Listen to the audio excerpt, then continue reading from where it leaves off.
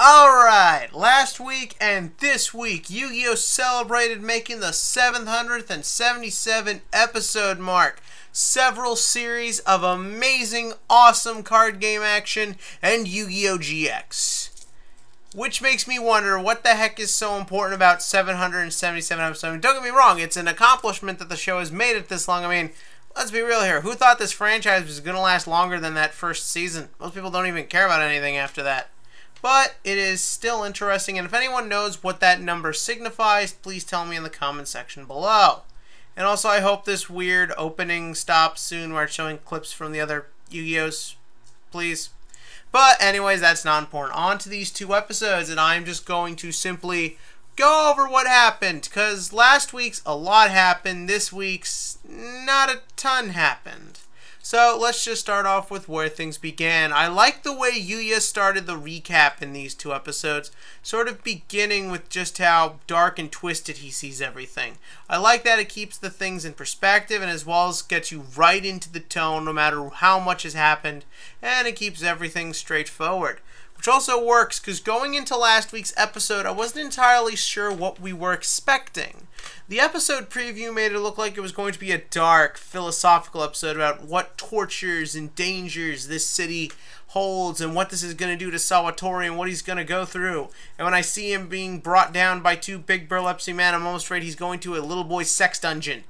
But we kind of didn't get that, or at least not in the way we were expecting, and I thought I was going to be disappointed when I realized this. I wasn't. I had a good time with last week's episode. Even though it wasn't really what I was expecting, it still delivered on what it was going for. First and foremost, everything done to Kanye West. Yes, I know his name is Gallagher, but fuck it, look at him. That's Kanye West in 10 years. Not even. So, basically, I liked the way we revealed this guy's backstory. I thought he was just a throwaway character who was going to be there for 5 minutes, and they just needed to carry a second or two over in the opening, but no, he's important. He is this very twisted, dark character, and I like the idea that he's just a pawn in this city's game and a cog and being used, but he's okay with it. He's perfectly fine just being basically a servant to the government because he knows he can end up with what he wants. And again, I liked seeing him being twisted and sort of manipulative and getting off on that towards the security officer guy, and I liked seeing him suffer. And that character's a total waste of time, and hopefully we won't see him again. But again, it was cool, and I liked seeing him talk to the Gogen, Zaka, and Smile, or whatever, who cares. And the thing is that what I like about that is it doesn't mean that those two have to do too much, and it allows for the tone to be maintained. But we got our backstory on where we are, and we basically got this weird Gurren Lagann prequel for 20 minutes, which was strange. But it worked, and it kept the symbolism going. And I thought that, you know, with Salvatore showing up and the idea that they have to duel their way up, I don't think we'll spend as much time on the underground as maybe I was hoping we would. But for what it is, it looks fine and pretty well entertaining. And also, it served as a great lead-in to a twist I didn't really see coming, that the head of security guy might be working for the Fusion Dimension. I actually thought this whole arc was just going to be a self-contained thing, and the overall overarching story elements would simply be Reiji recruiting people in the underground for the Lancers. But it actually looks like this guy is working with the Fusion Dimension, and when they started saying this, I actually wasn't excited because I don't want certain things to have to link up. Not everything has to be linked together. But it works, and part of the reason it works is because they put everything together so beautifully that that's how the Solid Vision got there to the Fusion Dimension. And when I saw the Solid Vision first show up with the gate blockers, I just assumed that we're not going to talk about this. It's just whatever caused the dimensions to split allowing this. No, they make it a plot point, and I love that. You don't see it coming, and they don't have to do it, but it's such a welcomed extra little detail that I just love it, and I love the fact that that's what they do. I like that it keeps sort of the darkness going, and it does keep the mystery of everything. I mean, clearly Reiji suspects this, and I love how it's being played up. And I like the idea of this Sergei character. It makes me wonder if there's going to be more links in technology between the Leo Corporation and what Reiji's doing. Because don't forget, again, Reiji also uses mind-altering technology, and he used it on our 3 duelists before. And according to the rumors, the bad guy did this to Sergei. In a related note, there are a lot of minorities here. Russians, Mexicans, blacks. I actually kind of like that. But again, it's a very clever idea. I mean, even his dual runner looks like a mecha from Gurren Lagann in some respects. So that was very cool, and I like the idea that Tsukikage also now sort of has a character. He's not just Reiji's servant. He did do something for Yuya and Reira just because he could. Just be nice and be helpful. Giving that little extra layer is nice. And I like the little letter that Yuya has sent to Yuzu.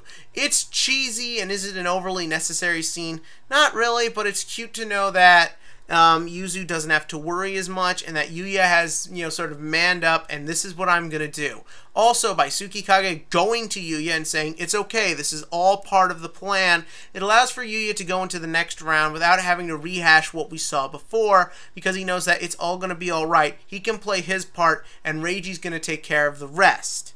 And it all works because, again, Reiji is an awesome character, and it all fits because it all makes sense in the way it's being presented. And then we get into this week's episode. Not a ton to say here, not really a ton happened. It's just part one, which is fine. But that being said, the only issues I had was the duel was entertaining. I like seeing the Raid Raptors. I like seeing what fun stuff they do. It's fun to see. I'm blanking on Raid Raptor, you guys' name right now, but it's fun seeing that player play. Just doing stuff is awesome, and I liked seeing Dennis's bullshit performer mage combo, and I like the contrast between the two characters, that Dennis does this whole big presentation and this whole big thing, and apparently the girls think him and his carrot hair is cute. But that being said, my problem came when he revealed the polymerization part. It's not the idea that he has fusion in his deck. And look, based on all the cards we see here, performer mages are not going to go away for a long time. But the thing is that I would have liked it if the fusion was a performer mage fusion. Again, it's just more the fact that, again, Sora didn't use Ancient Gear Fusion, so why does Dennis? Also, the Ancient Gear, whatchamacallit, doesn't even look like an Ancient Gear. It looks like a mech, and it's a cool-looking mech. But I would have preferred that, keep the theme. He uses performer mages, have him use something that's going to actually work in his deck. Make me believe that there's some synergy here. But if it's just a golem, then most likely the rest of the duel is just going to be its bullshit effects. While, Che, no, that's his dub name, proceeds to fight back until eventually one of them just wins and the other goes off to be part of the next plan. If I were to take a guess, Shay is going to win, so that way Dennis can go and we'll learn more about him in the underground maybe. I still don't think Dennis is necessarily an evil character. He's probably just doing whatever he wants to survive. But again, I was just a little let down that it was just another Ancient Gear card, and I'm not a big fan of that archetype. But again, overall, two very solid, fun, exciting episodes, and you can tell me what you think in the comment section below. And I almost forgot, our TCG question of the week. I'm still working on the name. I forgot to do one last time, and I wasn't here last week, so I couldn't do it. But we're just going to move on like nothing happened. And my question this week, Abyss Dweller. Ever since this card came out, I side deck it. Why? Because here's the thing. It came out in Mermail format where everything was a water-based deck. But normally I play decks that are tight on the extra deck space, and everyone keeps telling me, no, no, no, stick it in the extra deck. I think it's a better side deck card. And I want to know what you guys think. When you're building your decks, do you try to main deck Abyss Dweller, or do you think it's better in the side deck, sided in matches where you need it? Because I'll be flat out honest, I barely ever need this card, just because by the time I'm going for something in my extra deck, I'm usually just using it to beat over something and going for the win, and it's just not uber necessary, but it is a strong card, so I think it's good to have. So give me your thoughts on that, and as always, click to like and click to subscribe so we can see where things go next time.